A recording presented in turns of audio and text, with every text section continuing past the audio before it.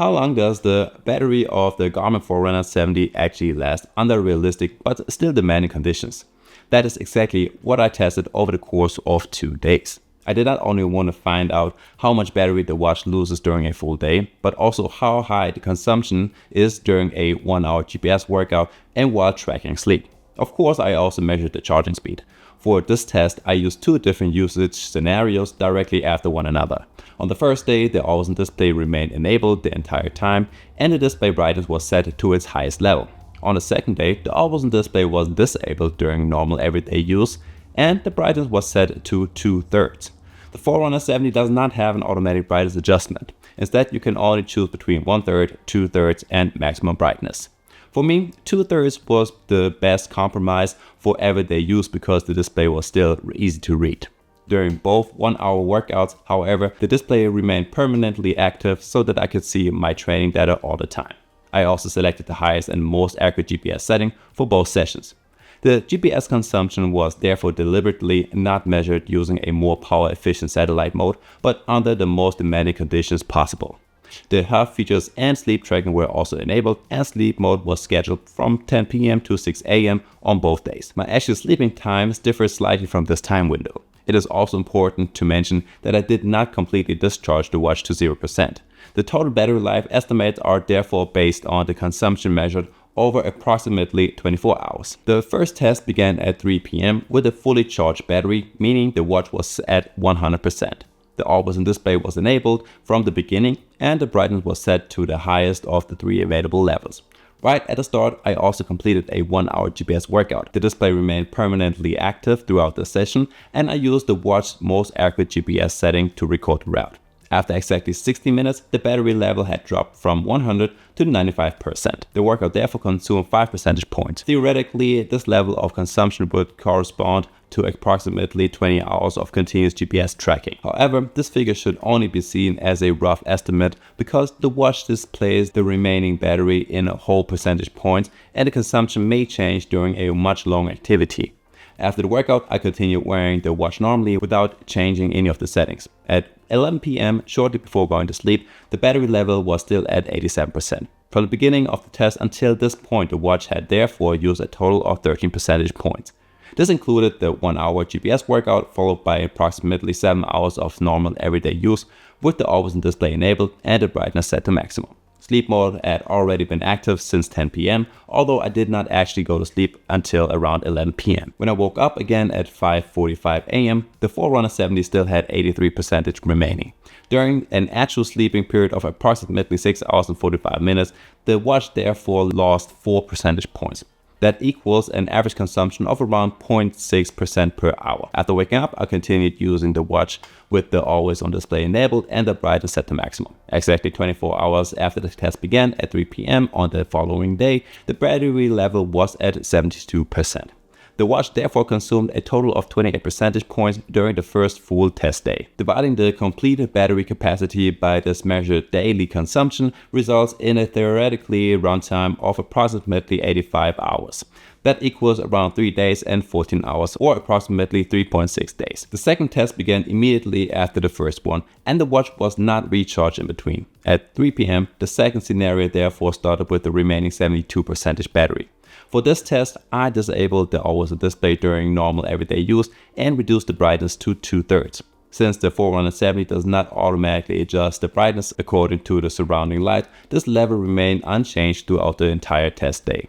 The lowest brightness level of 1/3 would have been slightly more efficient, but it was not easy enough for me to read under all conditions. However, it is important to consider that I changed 2 settings at the same time. The always-on display was disabled and brightness was also reduced. The difference compared with the first day can therefore not be attributed to only one setting. Instead, it shows the combined effect of both adjustments. At 12:20 a.m., shortly before going to sleep, the battery level was still at 65%. During the first 9 hours and 20 minutes of the second scenario, the watch therefore lost only 7 percentage points. Sleeping mode was once again scheduled from 10 p.m. to 6 a.m. However, I did not actually go to sleep until 12:20 and woke up again at 7:53 a.m., resulting in an actual sleeping period of around 7 hours and 33 minutes. After waking up, the watch still shows 62%. It therefore consumed 3 percentage points during the night, which equals to around 0.4% per hour. Realistically, sleep tracking consumed around 3 to 4% per night during my test. After waking up, I continued wearing the watch normally, and at 1:54 p.m. immediately before the second GPS workout, the battery level was at 57%. Between waking up at 7:53 and starting the workout, the watch therefore consumed another 5 percentage points. For the workout, I enabled the display permanently again and once more selected the highest and most accurate GPS setting.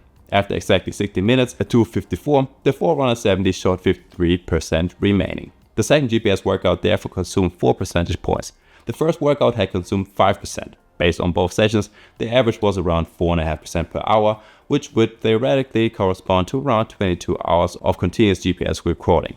At the end of the second test day, 53% remained from the initial 72%. With a total duration of 23 hours and 54 minutes, the test covered practically one complete day. The overall consumption was therefore 90 percentage points. This results in an estimated total battery life of around 126 hours or around 5 days and 6 hours. Now, comparing the two results directly clearly shows the influence of the display settings. With the always-on display permanently enabled and brightness set to maximum, the battery level dropped from 100 to 72% within 24 hours. This equals a consumption of 28 percentage points and an estimated battery life of around 3.6 days. With the always-on display disabled during normal everyday use and the brightness set to 2/3, the battery level dropped from 72 to 53% during the second test day. The consumption was therefore 19 percentage points, resulting in a theoretically battery life of around 5.3 days. Daily consumption was reduced by 9 percentage points compared with the 28% consumed during the first day. This represents a reduction of around 32%.